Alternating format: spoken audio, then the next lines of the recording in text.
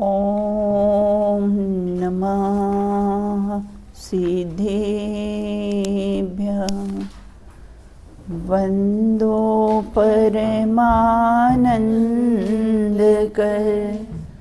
नेमि चन्द्र गुणकर माधव वन्दित विमलपद पुण्यपयोनिधिनं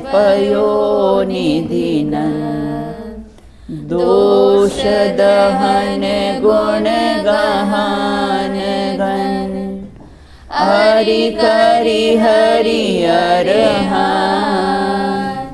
स्वानुभूति रमणी रमण जगनायक जयवन जगनायक जयवन चिंतामणि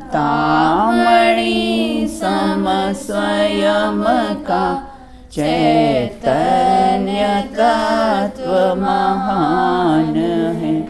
निज का करूं मैं चिंतवन निज का करूं श्रद्धान में शुद्धात्मा ही देव है जो गुण अनंत निधान है।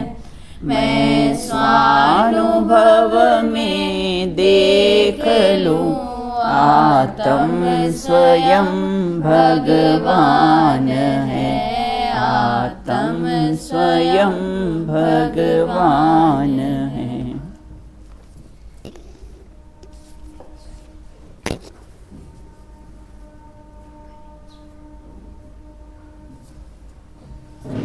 वर्ग किसे कहते हैं? वर्ग किसे कहते हैं? हाँ बताइए आशी।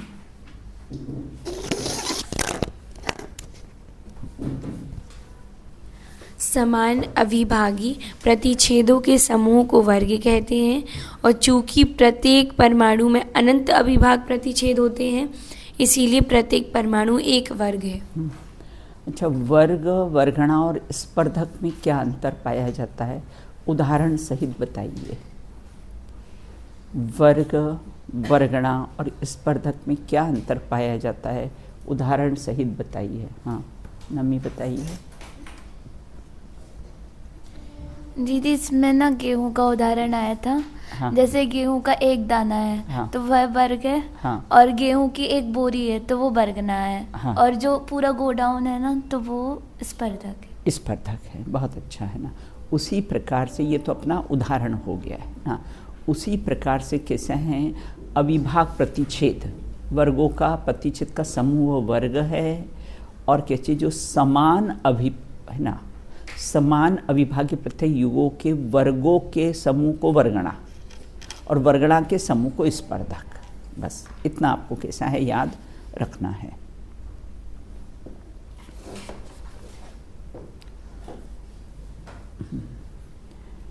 अनुकृष्टि किसे कहते हैं? अनुकृष्टि किसे कहते हैं? हाँ बताइए अदिति। ऊपर नीचे के परिणामों में अनुक्रषण अर्थात क्रम से हीन होने को देखने वाली रचना विशेष को अनुकृष्टि रचना कहते हैं। सही बताया आपने। अनुकृष्टि किसे कहते हैं? अनुकृष्टि रचना किसे कहते हैं? Question number 62। कर्मों के अनुभाग का क्रम से हीन होने को कृष्टि अर्थात अनुकृष्टि कहते हैं। अर्थात अनुभाग का क्रश होना घटना उसे कृष्टि कहते हैं। यह कृष्टि अनिवृत्तिकरण गुणस्थान के परिणामों के निमित्त से होती है। 9वां गुणस्थान होता है ना, उसमें परिणाम विशुद्धि हो जाते हैं, तब कैसे अनुकृष्टि कैसी है रचना होती है। इसके अपन ने 2 भेद देखे थे, एक बादर और एक सूक्ष्म है ना। जब भी कोई मतलब अनुभाग चिन्ह होता है तो कैसा होता है, वो पहले बड़े बड़े खंड में होता है, फिर उसके बाद सूक्ष्म, है ना, फिर उसके कैसे छोटे छोटे खंड हो जाते। अपने नमक का उदाहरण दिया था, पत्थर का भी उदाहरण दिया था, है ना। नमक अगर हम तोड़ते हैं तो पहले बड़े बड़े पीस होते हैं, फिर उसके कैसे छोटे छोटे खंड करते हैं। अब अनुकृष्टि रचना किसे कहते हैं? अनुकृष्टि रचना किसे कहते हैं? हाँ बताओ बेटा। ऊपर नीचे के परिणामों में अनुकर्षण अर्थात क्रम से हीन होने को दिखाने वाली रचना को अनुकृष्टि रचना कहते हैं। आप ये बोर्ड पे चार्ट देख रहे हो ना, ये पहले ऊपर फिर नीचे, फिर ऊपर से कैसे नीचे हीन होते जाते हैं ना। अनुकृष्टि रचना में जब ये कर्म होते हैं, जो उनका अनुभाग फल प्रदान करने की शक्ति होती है, वो धीरे धीरे कैसी होती है, कम होती जाती है।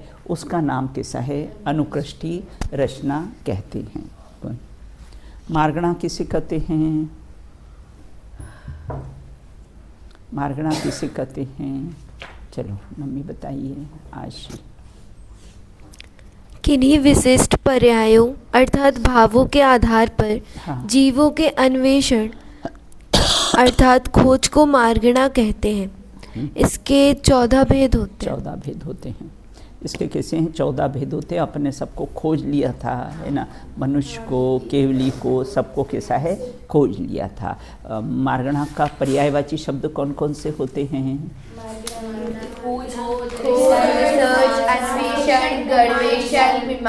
हाँ, मीमांसा, रिसर्च, है ना, ये सब उसके पर्यायवाची शब्द होते हैं। अब इसमें एक प्रश्न उपस्थित होता है कि सम्यक मार्गणा में मिथ्यात्व को क्यों लिया है? सम्यक मार्गणा में मिथ्यात्व को क्यों लिया है? हाँ, सम्यक मार्गणा में मिथ्यात्व को क्यों लिया है? सम्यक मार्गणा के 2 भेद है ना, एक मिथ्यात्व सहित जीव भी है और मिथ्यात्व रहित जीव भी है।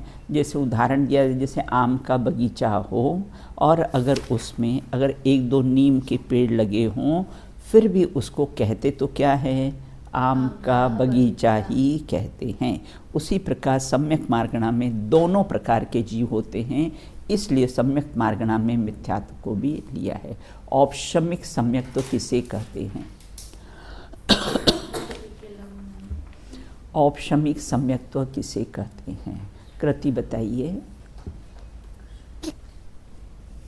निशुद्धात्म सन्मुख पुरुषार्थी जीव के 5, 6 या 7 प्रकृतियों अर्थात दर्शन मोहनीय 3 अनंतानुबंधी चतुष्क के उपशम के समय में अर्थात निमित्त से होने वाले श्रद्धा गुण के सम्यक परिणमन को औपशमिक सम्यक्त्व कहते हैं। हाँ, बहुत बढ़िया। इतनी अपनी चर्चा। लघुनंदन होते हैं। हाँ, औपशमिक सम्यक दृष्टि कैसे? केवली के लघुनंदन होते हैं। नियम से उनको क्या होता है? मोक्ष होगा ही होगा, ये नियम है बिल्कुल। अब अपन चर्चा करते हैं यहाँ पर छायोपशमिक सम्यक्त्व किसे कहते? 3 प्रकार के। देखो, सम्यक्त्व कैसा होता है? 2 प्रकार भी होती है, 3 प्रकार भी होता है, और कैसे 10 प्रकार के सम्यक्त्व भी होते हैं, है ना। तो इस प्रकार से मुख्यतः 3 प्रकार के, औपशमिक, छायोपशमिक और छायिक। अब छायोपशमिक सम्यक्त्व किसे कहते हैं? निशुद्धात्मा, ये कंडीशन जरूर होना चाहिए, क्योंकि आत्मा के सन्मुख से ही कर्म प्रकृतियों का क्षय होता है, कर्म प्रकृतियों का उपशम होता है। इससे देखो कहीं कहीं ऐसा भी आएगा कि 7 प्रकृतियों के क्षय को स्थायिक सम्यक दर्शन कहते हैं, कि 5, 6 या 7 प्रकृतियों के उपशम को औपशमिक सम्यक कहते हैं। कहीं जगह ऐसा भी आएगा, लेकिन उसमें लगा लेना निशुद्धात्मा के सन्मुख, ये कंडीशन है, क्योंकि शुद्धात्मा के सन्मुख हुए बिना कर्म प्रकृतियों का न तो उपशम हो सकता है, न तो कैसा होता है, क्षय हो सकता है। तो निशुद्धात्मा के सन्मुख जीव के पूर्वोक्त 7 प्रकृतियों के क्षयोपशम के समय में निमित्त से होने वाले श्रद्धा गुण के सम्यक परिणमन को छायोपशमिक सम्यक्त्व कहते हैं। इसको है ना वेदक सम्यक्त्व भी कहते हैं। आगे अपनी उसकी चर्चा आएगी। देखो, सबका काल तो कैसा? जगन्य काल तो अंतर्मुहूर्त होता है, और इसका औपशमिक का जगन्य उत्कृष्ट काल अंतर्मुहूर्त ही होता है।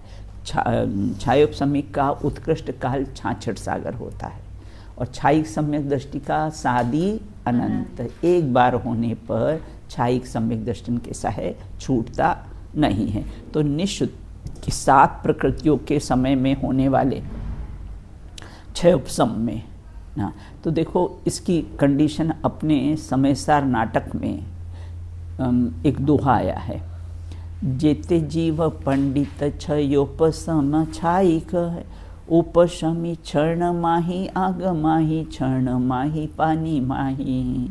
औपशमिक सम्यक दृष्टि कैसा होता है, जैसे लोहार की संडासी होती है ना, वो क्षण में तो आग में रहती है और क्षण में पानी में रहती है, बिल्कुल उसी प्रकार छायोपशमिक सम्यक दृष्टि का कैसा होता है, कुछ समय कैसा होता है, स्वभाव सन्मुखता का रहता है उसका, और कुछ क्षयोपशम और कुछ कभी उपशमी होता है। क्षयोपशम कभी कुछ उपशम होता है, कभी कैसा है कोई क्षयोपशमिक होता है। तो उसको लोहार की संडासी की कैसा है उदाहरण से उसको स्पष्ट किया गया है।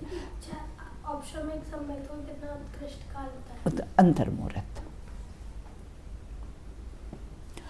अब कहते हैं यहाँ पर छायोपशमिक, क्षयोपशम अनंतानुबंधी की 4, मिथ्यात्व सम्यक मिथ्यात्व, इन 6 सर्वघाती प्रकृतियों का उदया भावी क्षय है ना, और दूसरा सद अवस्था रूप उपशम तथा देशघाती सम्यक प्रकृति दर्शन मोहिनी का उपशम। इसमें भी 3 बातें आई है क्षयोपशम में, क्षय उपशम और कैसा है उदय।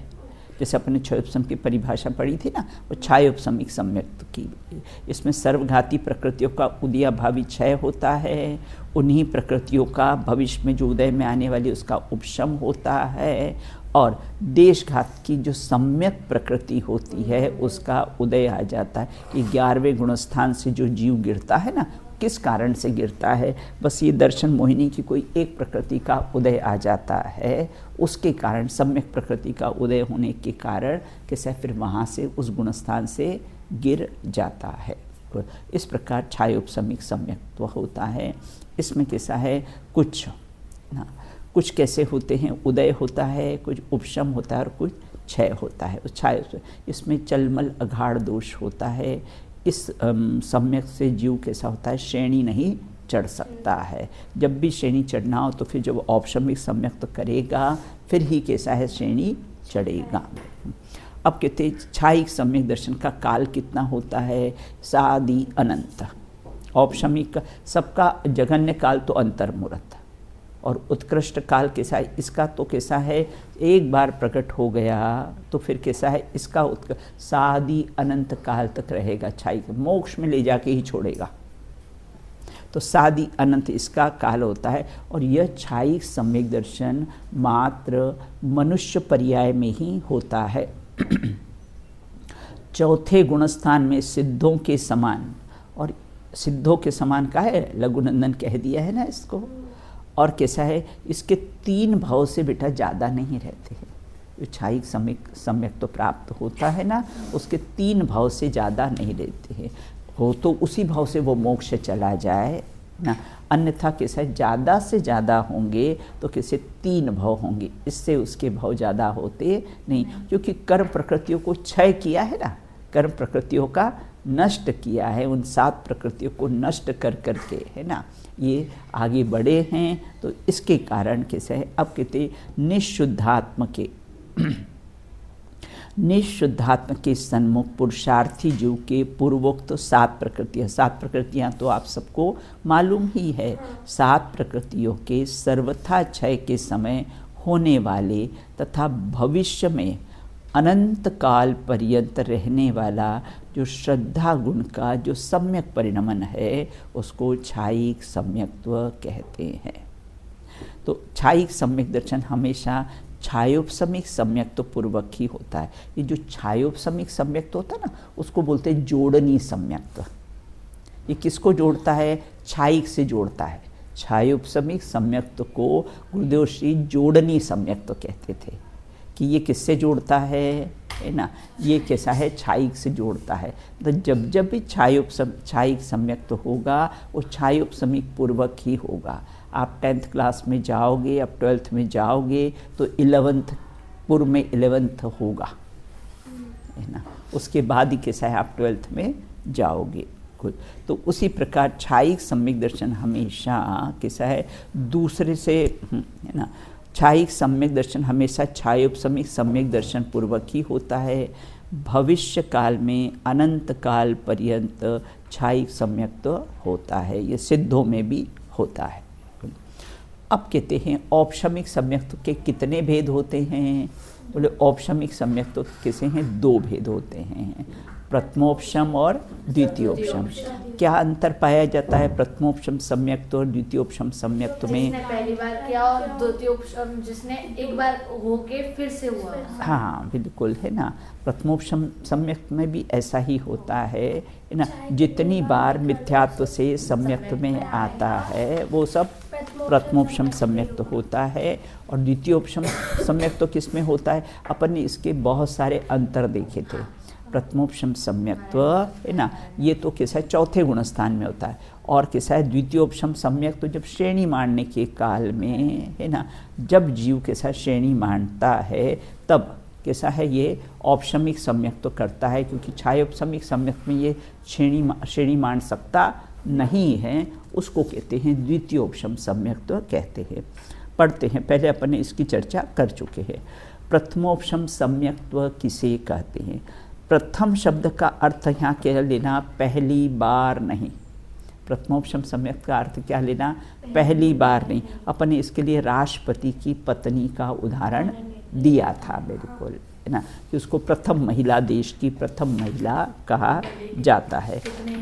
हाँ, देखो अब जो जन्मदिन मनाते हैं, है ना, तो उस दिन जन्म हुआ था क्या? नहीं हुआ था ना, बिल्कुल। लेकिन जितनी बार आज हमारा जन्मदिन है तो आज जन्म हुआ था तुम्हारा, जितनी बार बनाते उसी बार आज हमारा जन्मदिन है, तो पहली बार तो नहीं हुआ था ना, जन्म तो आपका पहले हुआ था। लेकिन कहते क्या हो, उसी प्रकार से जितनी बार भी जीव मिथ्यात्व में से सम्यक्त में आता है उसको प्रथमोपशम सम्यक्त्व कहते हैं। प्रथम शब्द का अर्थ पहली बार नहीं लेना। अनादि अथवा सादी मिथ्या दृष्टि, एक तो जिसने सम्यक नहीं प्राप्ति हुआ अनादि, सादी मतलब एक बार सम्यक तो प्राप्त करने पर छूट जाता है। जीव को जब औपशमिक सम्यक्त्व प्रकट होता है उसको प्रथमोपशम सम्यक्त्व कहते हैं। जैसे प्रथम तीर्थंकर आदिनाथ, है ना, अब कहते हैं कि प्रथम तीर्थंकर आदिनाथ है, बिल्कुल, तो ये प्रथम तीर्थंकर है, इससे पहले भी कई 24 हो चुकी है, लेकिन कहा जाता है कि प्रवर्तमान की अपेक्षा से कहा जाता है कि ये प्रथम तीर्थंकर कौन है? आदिनाथ भगवान है, बिल्कुल। अब द्वितीयोपशम ये चौथे से 11, इसका गुणस्थान कितना रहता है? चौथे से 11वां गुणस्थान इसका रहता है। अब कहते हैं छायोपशमिक सम्यक्त्व के, अब द्वितीयोपशम सम्यक्त्व किसे कहते हैं? बिल्कुल, दोनों सम्यक्त वाला जीव मर कर कैसा है देवगति में ही जाता है। नियम है बेटा, जो सम्यक्त भी होता है ना, अगर देह परिवर्तन होता है तो नियम से देवगति में ही गमन करता है, अगर आयु का बंध पहले नहीं हुआ हो तो ये कंडीशन रहती है बेटा। अब यहाँ ये कहते हैं कि छायोपशमिक सम्यक्त्व के अनंतर श्रेणी चढ़ने के लिए, ये कब होता है? छायोपशमिक सम्यक्त्व के अनंतर द्वितीयोपशम सम्यक्त्व कब होता है? जब ये श्रेणी चढ़ता है ना जीव, जब 8वें गुणस्थान में जब श्रेणी चढ़ने के अनंतर, है ना, अर्थात अपूर्व कर्ण गुणस्थान में ये श्रेणी चढ़ता है तो यह औपशमिक सम्यक्त्व होता है, क्योंकि इसको छायोपशमिक सम्यक्त्व, है ना, 6वें 7वें गुणस्थान तक रहता है और फिर उसके बाद, है ना, इसको श्रेणी चढ़ना है तो अब ये क्या करेगा? अब फिर औपशमिक सम्यक्त्व करेगा। छायोपशमिक सम्यक्त्व से, क्योंकि इसमें चलमल अघाड़ दोष रहता है तो इसलिए श्रेणी चढ़ सकता नहीं है, तो फिर औपशमिक सम्यक्त्व करता है, इसलिए इसका नाम कैसा है? द्वितीयोपशम सम्यक। एक बार सम्यक्त्व प्रकट हो गया फिर दोबारा सम्यक्त्व किया, उसका नाम द्वितीयोपशम सम्यक्त्व नहीं है। ये तो श्रेणी चढ़ने के काल में ये जब सम्यक्त्व औपशमिक सम्यक्त्व करता है उसको क्या कहते हैं? द्वितीयोपशम सम्यक्त्व कहते। समझ में आया प्रथमोपशम और द्वितीयोपशम सम्यक में क्या अंतर पाया जाता है। अब आगे कहते हैं श्रेणी चढ़ने के सन्मुख सातिशय, सन्मुख सातिशय, देखो अपने दो देखे थे ना, है ना, सातिशय और निरतिशय। श्रेणी चढ़ने की दो भेद देखे, हाँ, सातिशय मतलब नहीं गिरने वाला, वो आगे ही चढ़ेगा, और निरतिशय मतलब हाँ प्रतिपाती, प्रतिपाती मतलब गिरने वाला होता है।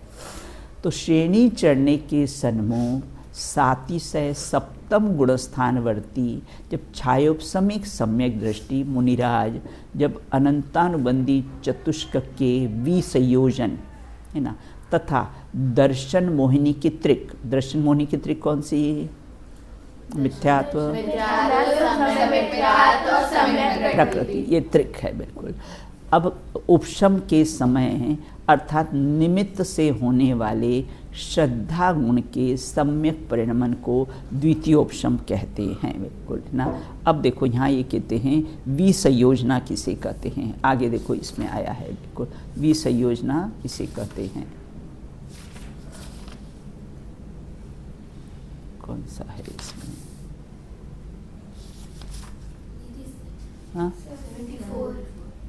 हाँ 74, इसी के नीचे ही तो आया हुआ है ना। अब कहते हैं विसंयोजना किसे, इसमें विसंयोजना शब्द आया ना कि विसंयोजना किसे कहते हैं?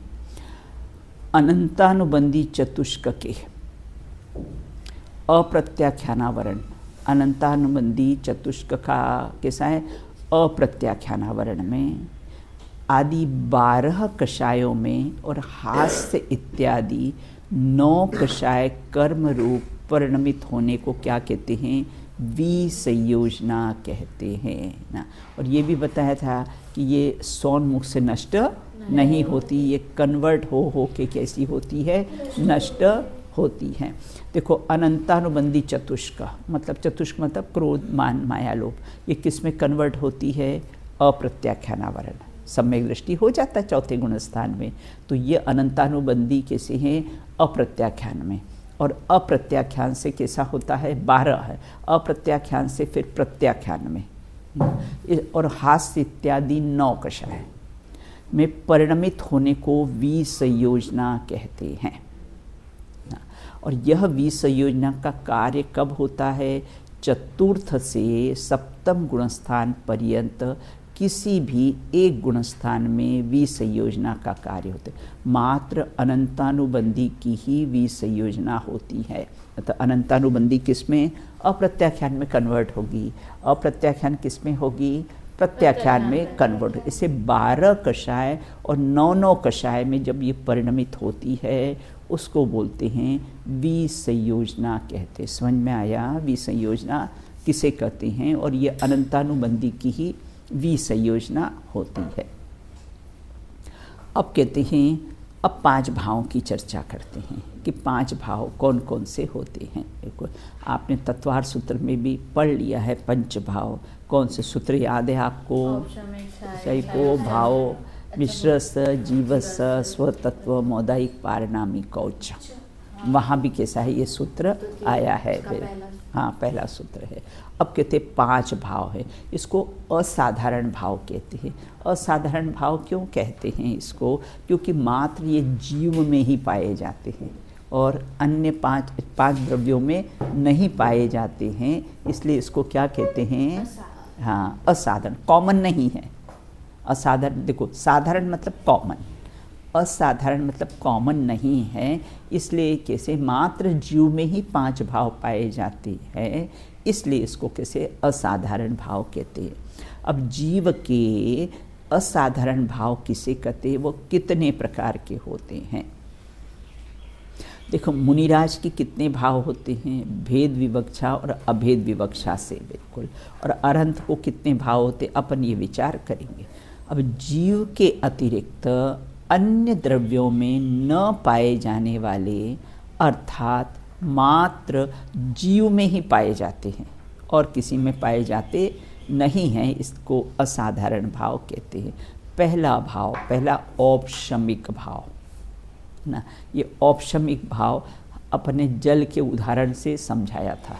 अभी भी मैंने इसके पहले 9th क्लास में पढ़ाया था ये, तो उसको कैसे 3 ग्लास रख लिए थे बेटा ना, और उसमें पानी रखा था ना। अब 3 ग्लास हमने रखे, 1 ग्लास में हमने पानी डाला है, तो हमने क्या किया है, उसमें फिटकरी घुमा दी है, तो पानी क्या हो गया, नीचे बैठ गया ना, गंदगी नीचे। उसी प्रकार से निःशुद्धात्म के अवलंबन से जब 7 प्रकृतियों का कैसा उपशम कर दिया, उसको बोलते हैं औपशमिक भाव। कर्मों का कैसा है, उपशम कर दिया है, जो सम्यक तो प्राप्त हुआ है ना, तो उस समय कैसा है, इन 7 प्रकृतियों का कैसा है, उपशम कर दिया। 5, 6, 7 लिखा है कई जगह, तो उसको बोलते हैं औपशमिक सम्यक, तो पानी का नीचे बैठ जाना। अब क्या हुआ, अब हमने धीरे से ना जो मैल बैठा था ना, उसको धीरे से दूसरे ग्लास में ट्रांसफ़र कर दिया। एक खाली ग्लास रखा था, उसमें हमने ट्रांसफ़र कर दिया। अब वो मैल से सर्वथा रहित हो गया है ना। अब वो कभी मलिन नहीं होगा, क्योंकि मैल से हमने क्या किया, सर्वथा उसको रहित कर दिया। वो कैसा है, उसी प्रकार से आत्म सन्मुख दृष्टि होने पर 7 प्रकृतियों का सर्वथा क्षय कर दिया, उसको बोलते हैं कैसा है, छायिक भाव। अब क्या हुआ, जो मैल नीचे बैठा था, उसमें हमने कैसा है, जो औपशमिक के लिए जो एक हमने ग्लास रखा था, उसमें जो मैल नीचे बैठ गया था, उसमें हमने एक कंकड़ डाल दिया। तो क्या हुआ है ना, कुछ पानी कैसा होता है, मलिन हो गया है ना, कुछ अभी नीचे बैठा है ना, कुछ मलिन है, और कुछ कैसा ऐसा दिख रहा है जैसे मल से रहित हो गया, उसको बोलते हैं छायोपशमिक भाव है ना। कंकड़ डाल दिया तो उसमें क्या हुआ है ना, कि कुछ तो मलिन हो गया, कुछ तो कैसा होता है ना, कुछ तो कैसा है नीचे बैठा हुआ है, और क्षयोपशम, उपशम, क्षय और उदय, और कुछ कैसा है अपने को साफ भी उसमें दिख रहा है। कौन से पानी में वो कंकड़ डाला? छायोपशमिक भाव। छायोपशमिक भाव किसे कहते हैं, देखो तीन ग्लास, औपशमिक भाव में कौन सा ग्लास लिया, जो मल नीचे बैठा हो। छायिक भाव में कौन सा ग्लास लिया, जो हमने जो धीरे से पानी को ट्रांसफ़र कर दिया, वो छायोपशमिक भाव, और छायिक भाव। और छायोपशमिक भाव में क्या हुआ, हमने कंकड़ डाला हुआ पानी, 3 ग्लास अपने लिए हैं, बिल्कुल औपशमिक, छायोपशमिक और छायिक और छायोप। समझ में आया, ये तो अपने पानी का उदाहरण लिया है। अब अपन सिद्धांत समझते हैं, बिल्कुल है ना। अब वो था नहीं तो आपके सामने 3 ग्लास रखकर हाँ कर ले, करके तुम लोग देख लेना है ना। अब यहाँ ये कहते हैं औपशमिक भाव, निःशुद्धात्म सन्मुख पुरुषार्थी जीव की मोहिनी कर्म की 5, 6 और 7 कर्म के अंतरकरण उपशम के समय, अर्थात निमित्त से होने वाले शुद्ध भावों को औपशमिक भाव कहते हैं। औपशमिक भाव के बिना धर्म की शुरुआत नहीं। धर्म की शुरुआत किससे होती है, औपशमिक भाव से धर्म की शुरुआत होती है। अब देखो छायिक भाव, निःशुद्धात्म, इसका काल कैसा होता है, ये सादी शांत। औपशमिक भाव का काल कितना होता है, सादी होता है और शांत हो जाता है। और छायिक भाव का सादी अनंत, एक बार होता है तो अनंत काल तक रहता है। और इसके है ना, देखो 5 के 5 पॉइंट्स याद रख देना। औपशमिक भाव के बिना धर्म की शुरुआत नहीं, छायिक भाव के बिना कोई अरहंत सिद्ध नहीं, छायोपशमिक भाव के बिना कोई छदमस्त नहीं।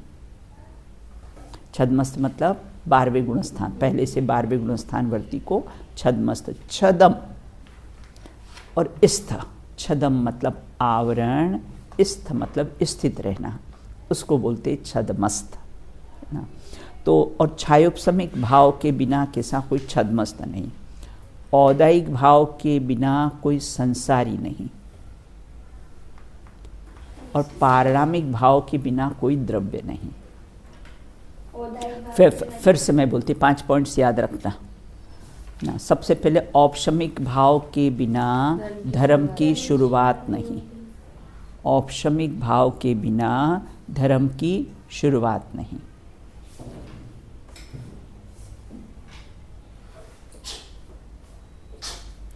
छायिक भाव के बिना, है ना, कोई से अरहंत सिद्ध नहीं। छायिक भाव के बिना अरहंत सिद्ध नहीं। छायोपशमिक भाव के बिना कोई छद्मस्त नहीं।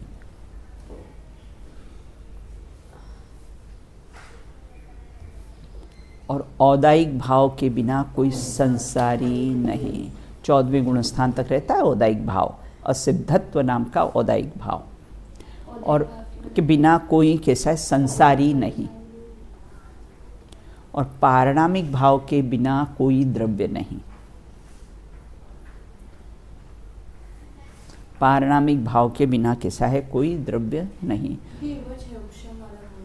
हाँ, जब छद्मस्त नहीं। छायोपशमिक भाव के बिना कोई छद्मस्त नहीं होता है। देखो ये अपना 5 भाव की अपन चर्चा, है ना, समय अपना हो गया है। 5 भाव की फिर चर्चा अपन कैसी है बाद में करेंगे। बिल्कुल, चलिए बोल लीजिए।